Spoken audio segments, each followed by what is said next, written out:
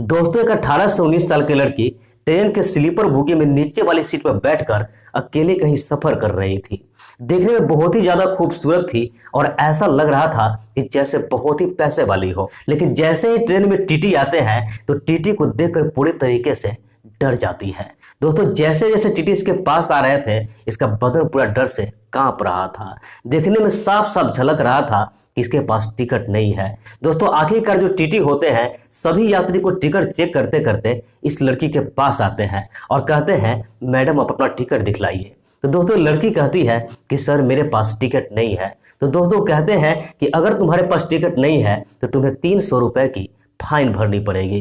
दोस्तों, लड़की कहती है कि मेरे पास पैसे भी नहीं है, अगर मेरे पास पैसा होता तो मैं टिकट जरूर ले लेती। मेरे माँ का तबीयत खराब है, इसलिए जल्दी जल्दी मैं घर से निकल गई हूँ और मैं पैसे लेना भूल गई हूँ।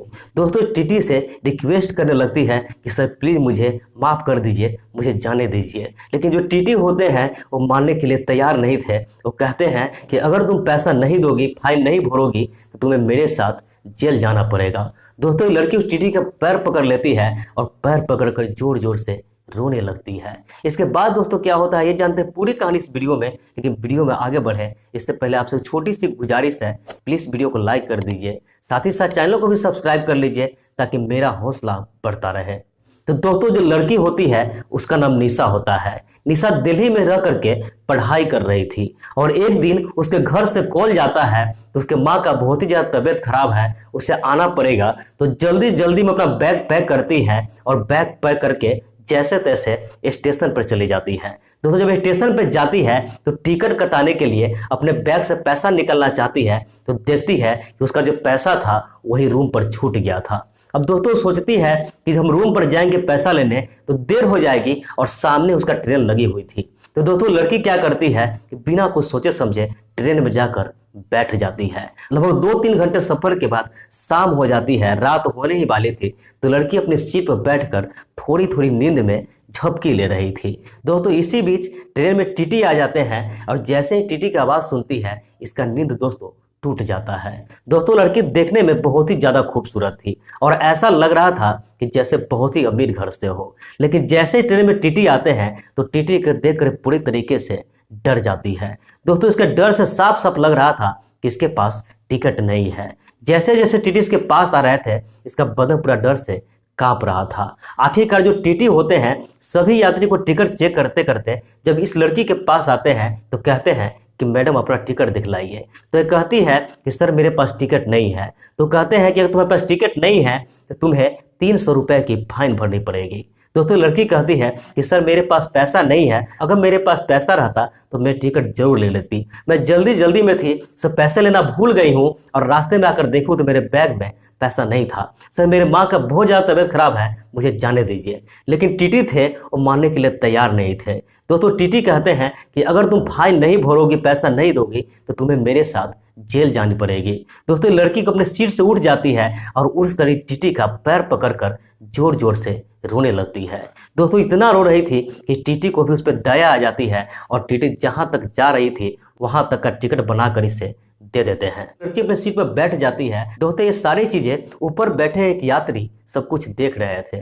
थोड़ी ही देर बाद जो यात्री से अपने सीट पर से नीचे उतरते हैं बाथरूम जाने के लिए तो लड़की से पूछते हैं कि क्या तुम्हारे पास सच में पैसा नहीं है। तो लड़की उसे सारी बात बताती है। ये कहती है कि मेरे माँ का तबीयत खराब था इसलिए जल्दी जल्दी में डेरा से निकल गई हूँ, मैं पैसे लेना भूल गई हूँ। दोस्तों, ये आदमी होता है अपने जेब से 500 रुपए निकालता है और कहता है रख लो, तुम्हें रास्ते में काम आएगा। दोस्तों, जो लड़की थी पैसा नहीं ले रही थी, ये कहती है मुझे इसकी कोई ज़रूरत नहीं है। दोस्तों, लड़का कहता है ये पैसा ले लो, साथ ही साथ अपना एड्रेस भी देता है और कहता है ऐसा मत सोचो कि मैं तुम पे एहसान कर रहा हूँ, बल्कि रास्ते में तुम्हें इसकी ज़रूरत है, तुम्हें जब अपने घर पहुँच जाना, जब तुम्हें लगे तुम मेरा पैसा मेरे एड्रेस पे वापस कर देना। दोस्तों, पास जो लड़की होती है उस पैसे को ले लेती है और यात्री बाथरूम जाते हैं। अब बाथरूम से आकर फिर अपने सीट पर जाकर सो जाते हैं। थोड़े ही देर बाद जब इस यात्री का नींद खुलता है तो देखता है कि लड़की वहां से जा चुकी है। वो यात्री इग्नोर कर देते हैं और इग्नोर कर कर अपने घर चले जाते हैं। लेकिन वो सोचते हैं कि कैसी लड़की है कि जाने के समय मुझे शुक्रिया भी नहीं की। और फिर लगभग 2-3 महीने बाद जो एड्रेस दिया रहता है उसी एड्रेस पे एक लेटर आता है।